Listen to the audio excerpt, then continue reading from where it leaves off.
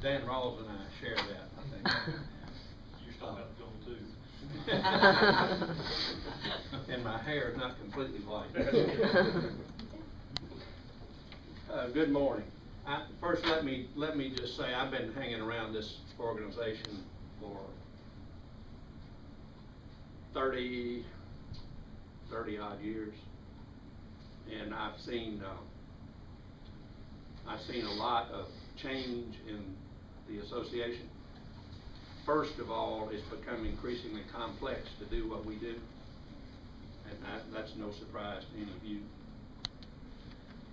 But I also want to say, even in this economic downturn, this association is probably running as well as I've ever seen it. And the fact that we have maintained membership is a testament to that. So welcome. I think you are going to be able to get a good deal out of your membership. However, it depends on how much you want to participate. Now, let me say straight up, the most important function of this association is influencing legislation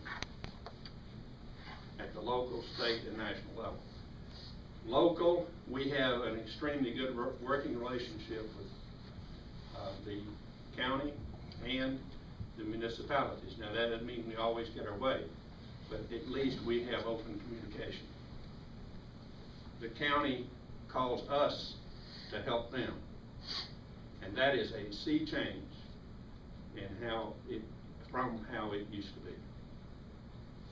And that's a function of how this association is willing to talk and to compromise. All of this legislative initiative is all about finding some common ground. Primarily, anything that affects the affordability of housing at any level is of primary importance to our legislative agenda. Now, and a lot of things that you read about are all we support and are working for those things because of its economic impact on the affordability. An example, the building codes were adopted administratively and imposed on us, and the new code required sprinklers in all single-family homes. That's a cost. Sprinklers are available. Anybody can buy a sprinkler. All they have to do is ask. And in my experience, nobody's ever asked us to put a sprinkler in a house. And we've built several houses. The idea that we had to do it and the cost was unknown just was unacceptable to us, to the industry. So we were successful in getting that legislation modified to get the implementation date extended. But we got a very important byproduct out of the process. And that is they moved the adoption process for code changes over to an administrative process that allows us to participate. Completely unexpected byproduct. And the reason it happened is because we were engaged with both the House and the Senate. And the state office was engaged. We had a very successful year because of the sprinklers, legislatively.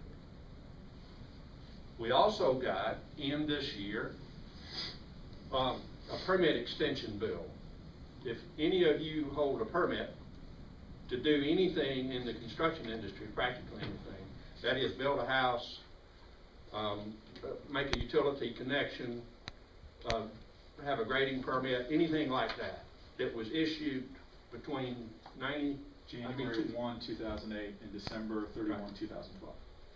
Between 8 and 12, you get an automatic extension of that if it expires, when it expires, without paying a fee. Now, that was that legislation came from a legislator from the low part of the state who has where that was a very insignificant issue. But the association endorsed that, and now that is done. Now the counties are starting to complain because it's going to affect their income. We'll be talking to the county about how this gets implemented, and actually they'll be asking us for some relief, I'm sure, before it's over, to help them in their income issues. But they are talking to us. 10, 15 years ago, we'd have read about it in the paper, that they were or weren't going to do something. Have y'all noticed there's some election stuff going on? Runoffs are next Tuesday. If you didn't vote in the first election, you can vote either one of them, but if you did vote, you got to vote in the same party you voted the first time. Then the general election comes around, and our committee has made contributions from the PAC for several of the candidates. There's one home builder running for office. What's his district? 26. 26, right. Dan Rawls is running for county council in District 26, which is over on the west side. Runs from, I think, from Berea all the way down to Berea down Whitehorse, hangs a right on 20. Goes all the way to Piedmont. Piedmont. Yeah. So if you live in that district, you at least have a home builder candidate. Now you say, okay, you've done all this wonderful stuff, what's the bottom line? Well, it's all estimates, but last year, the best guess was $275 million that was saved as a result of favorable legislative decisions in Columbia and in Greenville County and Pickens and Lawrence, which is the statistical area that stuff like this is kept. I don't know what the cost savings on the sprinklers would be, but it's a big number, because we were talking $3-4 a square foot added cost, just cost, to put sprinklers in every home. So nationally, the estimate was $6 billion. So it's a big number. And what we got out of this is not going to change materially the safety and the environment of the single family home, because the numbers right now, the loss, the death rate in a home with smoke detectors and built to code, it's a small percentage, and those people who want sprinklers can have them. So. Yes, sir. Are you talking about just our area, 275 million? South Carolina. South Carolina. South Carolina. Yes, sir.